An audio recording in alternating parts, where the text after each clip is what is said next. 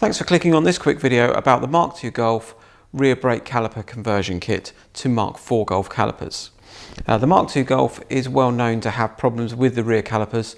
In particular, they seize on the handbrake mechanism, meaning that your car won't go anywhere. There's a way around this, which is upgrading to the later Mk4 Golf brake caliper. These have a different type of handbrake mechanism, so they don't suffer from the same problem.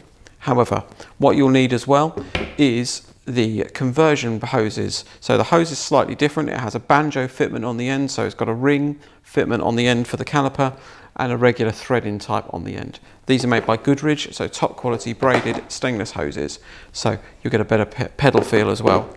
Along with the calipers and the hoses, you'll also get a new pack of brake pads, and you'll also get some caliper bolts to bolt the new calipers onto your original brake caliper carriers.